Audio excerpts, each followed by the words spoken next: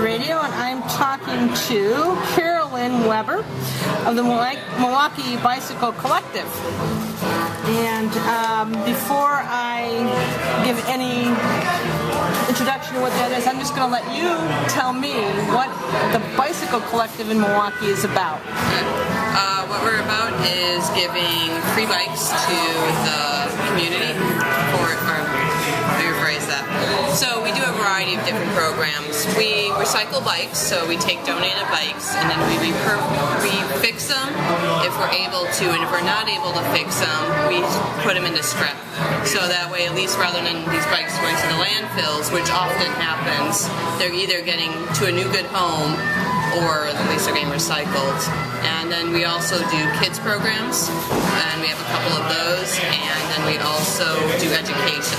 So people can come to the Bike Collective and learn how to work on bikes. And for that, we work on a sweat equity model.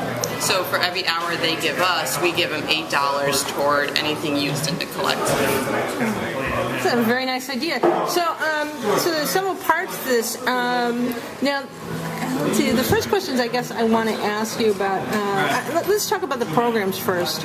Or maybe, before we do that, let's talk about the physical space. Okay. So first of all, where is this located? We're on 29th and Clybourn, which is the Merrill Park neighborhood. It's a little west of Marquette still. And that's like Merrill Park and Concordia, which neighborhood are right next to each other. It's actually one of the lowest income black neighborhoods in Milwaukee. There is no bike shop in the area until you get to Wauwatosa or Eastside Milwaukee. So we are the closest thing that people have to a bike until the recently opened new Bike Collective Culture Space opened up. Okay. So now there's one downtown. Oh, okay. Now, this location, how big is this building? Is it a factory? We're on the second floor of a pretty large building. We filled the space. We definitely have too many bikes in there right now, which is something we've been working on this summer, is to start figuring out a way of diverting more bikes out of the space so we can take in more.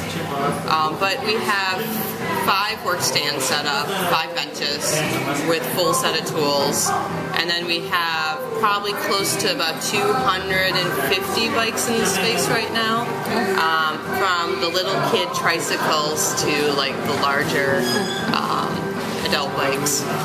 And so, how big of a space is this? Is it as big as this cafe, or a little smaller? I'd say a little bit bigger than Fuel. Oh, yeah, pretty good size. We've got a fair amount, pretty big space. There are stairs upstairs, so unfortunately we're not as accessible as we would like to be. Yeah. But the space is donated generously by Tom Fritz, who owns a photography studio down in that area.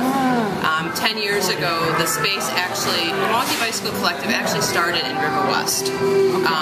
We think about 13 years ago. We would love to know more history of the beginning, if anybody in River West has that, because we're a little fuzzy on that portion. But in 2002, they moved to this location. Tom Fritz's son was part of the Bike Collective at the time, and he donated the entire upstairs area of his building to us. And to this date, he still donates the space to us. So all we actually pay is water and trash removal. Wow. So as a bike collective, that's a very affordable model because we don't have that kind of overhead. A huge overhead like most bike collectives do. Yeah. So we can sell 20 bikes a year and still make our money back. Well, let's talk about that a little bit between people who buy a bike and people who put sweat equity into it. So now let's say that somebody just walks in off the street, I want to buy a bike, you've got some bikes sitting there. How do you determine what the cost will be? We don't have a formal structure. It's one of those things as a key holder. I like to talk about how we work, who becomes a key holder. As a key holder, you just learn, like a cheaper department store bike that we managed to get working again, so we get the brakes working and the shifting's okay, we price usually about $20. Our bikes range between $20 to $300, depending what we get in. Yeah.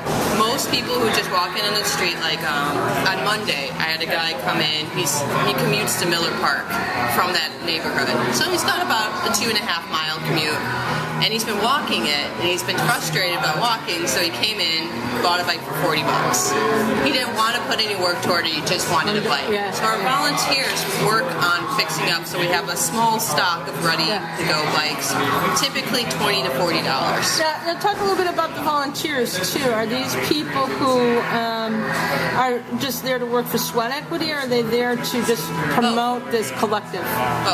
Both. I've been volunteering there a year and a half, and I haven't claimed one single bike yet. But I have done a couple of parts, and like last night I used some stand time to work on my own bike. Some people just come in, like I had a 10-year-old girl a couple weeks ago. She came in and did her 5 hours, and she learned how to work on a bike, and then she got a bike out of it. You know, but I haven't seen her since. You know, so sometimes we have kids who get a bike, then they destroy it, and they come back, and then we work with them again and send them back out again. Or people can also do a half model. So some people, like one of my volunteers, she got her bike stolen, and so she had most of the hours toward her bike, but she just paid the rest in cash. So, you know, and so the nicer bikes, so sometimes we get in some rare bikes or some old, like some of the nicer Schwinn's, the Giants. We got a couple Bridgestones in right now, which are more high-end, older bicycles. We look on eBay, we see what they're going for, and we typically try to get around that because we're not going to undersell the bike shops. You know, that's not our reason for being there. We're there to provide a resource for them to be able to either buy a bike or earn a bike, depending which way people want to go. But at the same time, we can't undersell a local bike shop.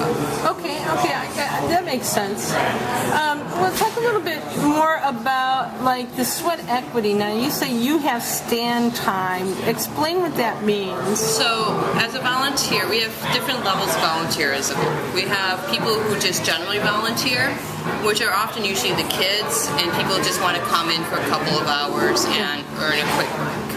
And for that, everybody who volunteers gets $8 an hour of like Bike Collective money. You know, and that $8 goes toward any used parts or any new bikes that are in the space.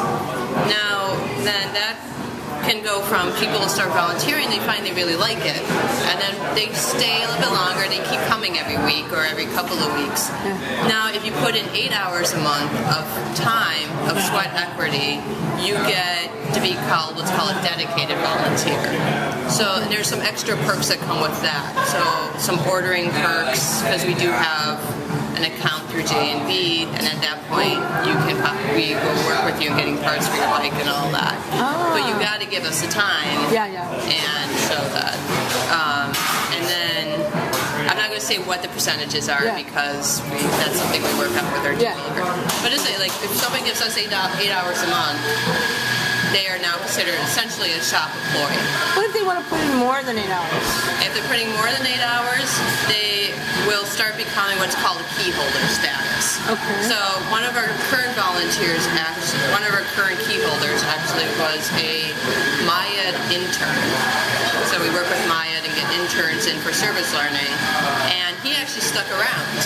And he kept volunteering, working on his own bikes, working on other people's bikes, and he kept coming in. Well, when he graduated this summer, he has put in over 6 months, at least 6 months or more, of 8 hours a month or more. And so because of that, he asked for a key, and then we collectively at our meetings decide, yes, you have gotten, the right to have a key. You've shown us that you have the time. Oh, you mean a key to the place to come in and work anytime you want. Exactly. So is that a lifetime key? No. It's based on, you have to keep, in order to become a key holder, you have to have 8 hours a month in, and you got to attend at least half of our meetings. So if you do that, then you get to keep the key. And if you disappear on us, then we get the key back. Okay. Right now we currently have 6 key holders. So we're actually at a low end of key holders. So right now we're really in a need of more people who can step up and do it. Because honestly, the more people who volunteer, the more we can be open. Yeah. Our biggest problem is that we don't have enough key holders and we all have jobs. Yeah. We have somewhere to be. Right, so everything is volunteer. Does anybody ever...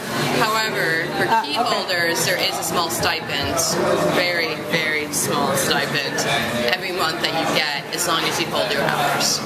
Okay. Many of us use that stipend to get parts for the bike. Yeah, support your habit. Exactly. But there is a lot of incentives that have been built in to keep people there. Like, I currently have about $900 of sweat equity that I haven't used, but if I ever want to, I can get a bike, I can get some parts, so there are... So it adds up. It adds up, and I get a stipend every month, too. It's better than a savings account right now. Yeah, it's more than I got in my savings account. Yeah. But, at the same time, you're getting something of value, for this time that you put in, more so than, the interest rate on a savings. I mean, if you had $900 in the savings account, you get 90 cents. Yeah. And then you get a lot of experience. In like a month, maybe, if you're lucky to get that. So, this is, in a sense, this is better. This is part of the new economy. This is better. Oh, yeah. Than, Yeah, it's not based on cash, it's based on your time. Yeah. And we still do need cash to keep going. Yeah. We do have some bills. That's a good. We can operate on a very low budget. That's a good segue. So, can people just donate? Can people just drop some money off a check, or is it tax deductible? Yeah, we are. We're a nonprofit since 2002, and we do retain that nonprofit status. So anybody can donate money at any time if they want to drop off a check or cash. We take bikes at any time, so if people want to donate bikes, we take any bikes in any condition. If it's not savable, we, again, make sure it responsibly gets to a scrapyard instead of a landfill. So let's talk about that a little bit, too. So you have this bike, and it's sitting in the garage, and your kids are gone, they got all new fancy bikes, and they want to drop this off. What are they looking at as far as donation for the tax write-off? It depends on the bike. If it's like a Walmart bike, I look at like $5. Okay. $5 to $10, depending on the condition, and then if it's a nicer bike, you're looking at like $25 or $30. So we have the forms, we fill out the tax donation forms, and then we give it to you, and then the person's able to go and put it off their taxes for the year. I'm sure there's garages all over Milwaukee with some pretty nice bikes in it. Oh yeah, we would love to get some of those bikes in. Yeah. So and even if they're not so great, at least then we know it's not going to a place that we don't want them to go to. Because there's enough of those bikes going that direction. Talk about these old Walmart and Kmart bikes that are pretty trashy. They don't last very long. Where do you actually send them? I mean, there's enough aluminum in there to recycle it. We work with scrappers in the area. We have one guy we currently work with. We just call him, and he picks up his truck and he takes everything and brings it there. Yeah, aluminum's worth actually quite a bit right now. Yeah, it is. Yeah, all precious metals or metals in general. Yeah. So does he give you money for the scraps, or does you just give it to him? And we currently don't have the funds to buy a truck. Yeah. So in the past we've done our own scrapping. I haven't been part of that, but historically we get $20 here and there, which is not worth their time. No, right. It just gives one of the local guys who scraps some additional business he normally wouldn't have gotten. That helps him. We actually tend to help him out more for taking the time out than. And that's nice because he's providing his service and it keeps him going, and he's kind of his own little entrepreneur there, driving up and down the alleys, picking up the garbage. He doesn't have to go pick it up. Yeah. Give him a call. It's worth it. talk a little bit more about this stuff for kids. Now, let's say, for instance, there's what's the youngest kid you had who came in to want to get a bike? As young as 3, 2. But the parents came with them, right? Yes, hopefully. You'd be surprised. You'd be surprised how many siblings come in together. Yeah. We have 2 kids programs. One is kids 5 and under get 1 free bike once a year.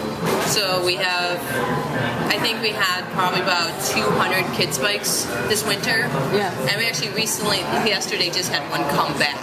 So sometimes we'll have like these kids 5 and under bikes will go out, they'll use them for the time, and then actually sometimes they usually come back to us, and the kids will exchange out for the next one and then keep going. So great idea. It's a nice way of not having to have more kids bikes out than we really need.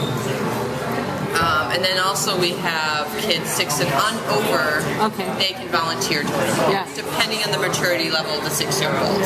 We kind of work with that age. So you have them maybe clean bikes or pick stuff up around various the shop? things. That's actually one of the things we're working on that we would love volunteers to help us with is we're trying to develop more of an education program with the kids. Like right now we do general tasks. We clean. We teach them how to fix flats. Anybody can learn how to change a flat. I don't care how old you are. Yeah. Even our 6-year-olds can learn how to change a flat if they have an easy enough tire to get off. But then we show them, parts of a bike, realize how everything works, try to give them some sense of ownership. Yeah. Because we find that kids who learn more about how hard it is to fix a bike, once it's ruined, they are more likely to take care of that bike than just throw it to the curb. Right. Then they're like, they actually use the kickstand, or maybe they don't ride in the middle of the road. They're more aware of this bike is worth something. It's not just a free thing. It has part of them in it, so that's they learn a little bit more respect for the objects or the item that they have. So one of our models with the kids is nothing's free, and we have a lot of discussions with kids about that because they're like, it's free, and it's like it's not free, you earn it. We're trying to get them to understand that. It doesn't matter. I think where politically your views are in the United States right now. It's like I think we need to start realizing, especially for our young generation, that to teach them those values that if you want something, you can work for it. It doesn't need to be money. It can be your time and your effort and putting into There's more value to it. You're teaching values there. Now, what about, you have these school programs? I mean, there's a lot of schools here at MPS. The Bike Fed does most of that. Pardon? The Bicycle Federation does many of those programs. They do the Safe Routes to School program, and they do the North Division High School has a bike shuttle program. So we actually more defer the local school questions to the Bike Fed. Explain that. I'm not quite following along with that. That's like a program at MPS or something or is it outside of MPS? It's outside of MPS, but MPS works with Wisconsin Bicycle Federation. And what is Wisconsin Bicycle Federation? They are a bicycle advocacy group for the state of Wisconsin. So they're the ones who get the laws changed. They fight. They're the ones who are representing bicyclists in Wisconsin. I see. And they do a lot of good programs like the Safe Routes to School program and the mechanics class. However, we have done some things where we had a special education teacher contacted us to see if we can work out a deal with helmets for our kids for the trike that they have. So we worked out a deal so that way she can get a bit more affordable helmets for the kids at the school. Good idea. We have also had recently a Boy Scout troop come up. And the Boy Scout troop came up for a 2-hour special class. There's some possibilities of us working with Hope House, a nonprofit that I just recently talked to someone about. So we have nonprofits who contact us who want to do education classes, and we do our best to accommodate that within our ability. Again, it's just, we're only open 3 days a week. And so it's really hard for us to really accommodate more school programs than we currently have.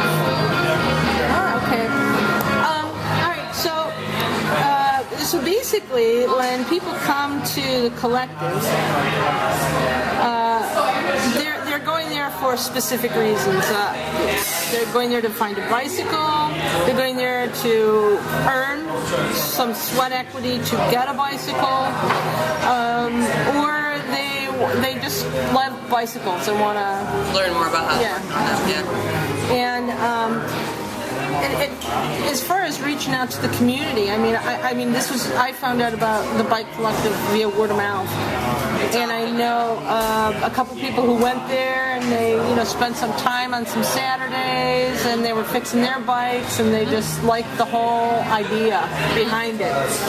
So, can you add, what else this initiative does? What it's been doing, and how you think it's valuable to the community.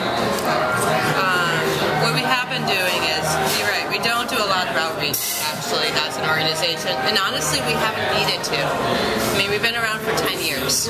People find out about us because the word of mouth. If you Google do-it-yourself, fix my own bike, or along those lines, we're like the first hit in Milwaukee. We have bikecollective.org as a website, which shows how long we've been around. We have a really great website, so that's one way we direct people. We've done things, we actually recently had the Whole Foods bag donation, like the dime a bag program. So our logo got put up at Whole Foods for like 3 months.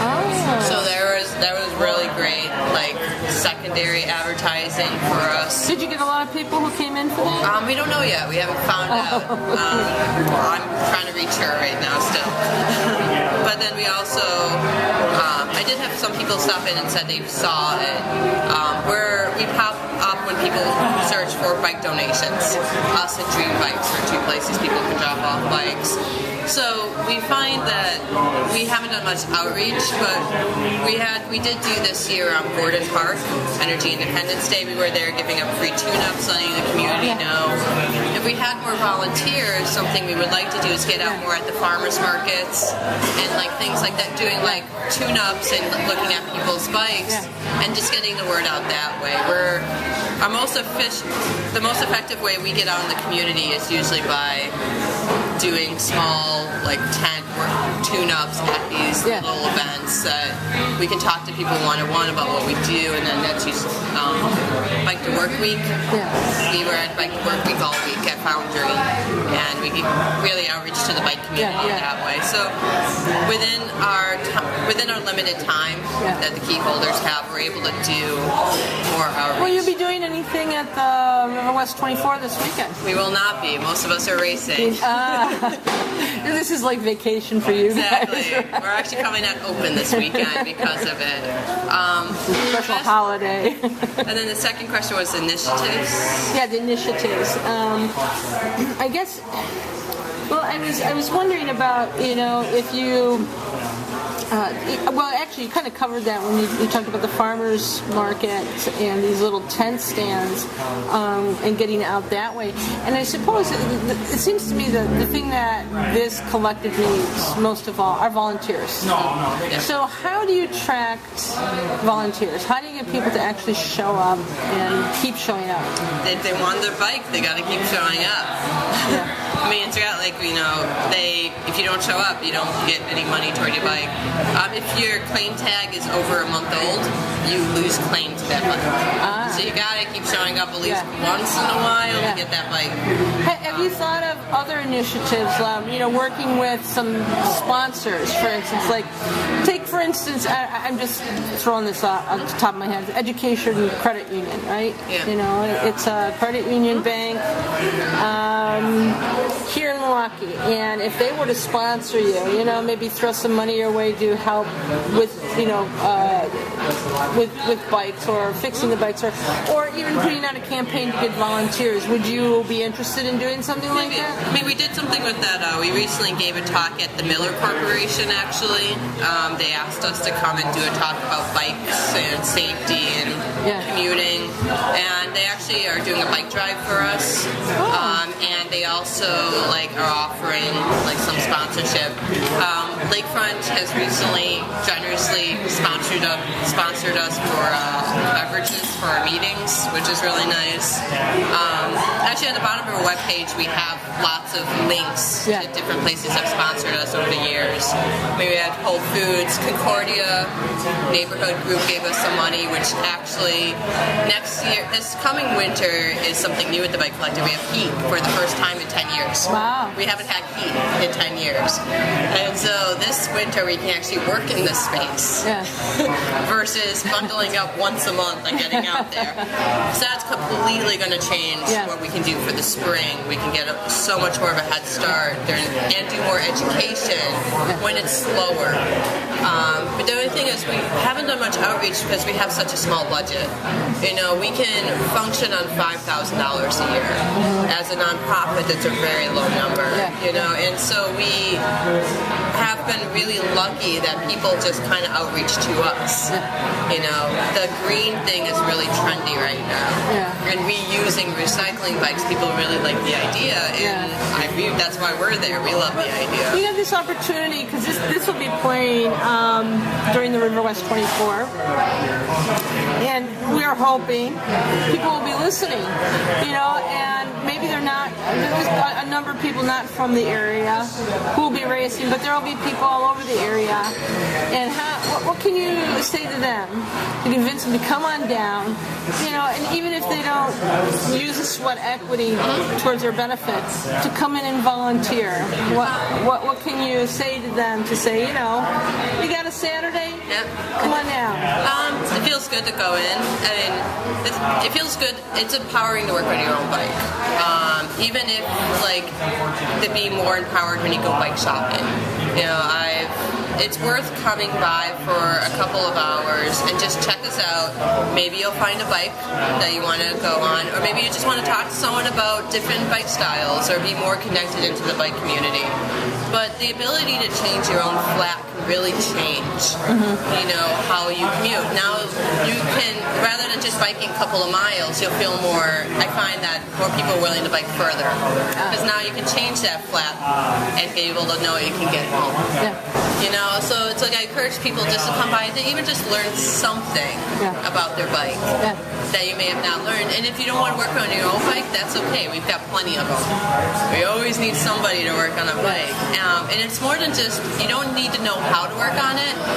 Most of my volunteers don't know anything about fixing a bike.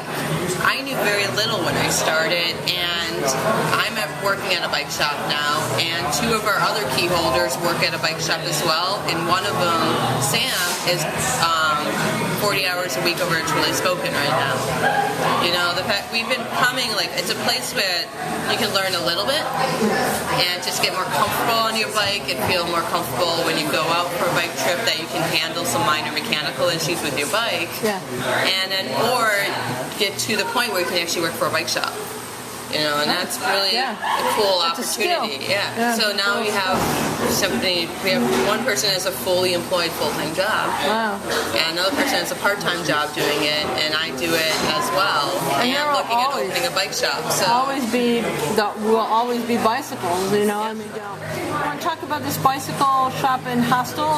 You want to give just kind of brief what it is that your vision is for this idea that you have? Looking to take the skills that I've learned at the Bike Collective and various other nonprofits I've been working with, and opening a 40-bed hostel in Walker's Point with a bike shop and a rental. And actually for the rental bikes, that $900 that I have is going to be really useful very soon, because now I get some rental bikes out of it. So I'm actually using my sweat equity to help start a business up. So people can come to Milwaukee and rent a bicycle, go down to a ball game, go chill out at Miller Park all day and then ride back. Or they can just go check out the beautiful lakefront, the lake park, Summerfest grounds, museums. And so we're looking at trying to get more bike tourism in the city.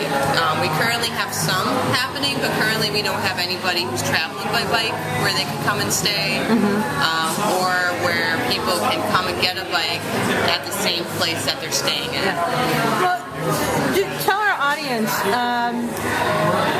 how they can contact you for either the collective or this idea that you have. Maybe they're interested in financing that or We're helping. looking for investors. Yeah, you know, it's a wonderful idea. But give them where you're located, your phone number, and an email address. Okay. We're located at 2910 East Clybourn? No, West Clybourn. I always mix up the one. So 2910 West Clybourn. We're between 29th Street and 30th Street by Marquette. And our phone number is on our website. I don't have that memorized. And give the whole website then. So it's bikecollective.org. Bikecollective.org. And our hours are up on there. We have our schedule up, who's coming in. Yeah. We have our phone number and we have our address. You can drop off bikes anytime that we're open. If the bike's in River West, we can possibly work with you and pick it up and bring it to the Bike Collective. Always call before you come. We are a volunteer run. Yeah. We're not always on time. So it's always good just to give a quick phone call before you head over, because we know it's about a 5-mile commute from River West. Yeah. Just make sure we're open. Well, I want to thank my guest today, Carolyn Weber, for joining me here on 3 Words Radio. Spread the word of our efforts to bring enlightened voices and topics that affect your life in the community, the nation, and the world. 3 Words Radio shows are archived for your convenience at riverwestradio.com and on YouTube at 3 Words Radio. We hope you will listen and continue to support your public community radio waves. Remember, you own them. Support and take good care. This is Eliza Brooks. Thank you for listening.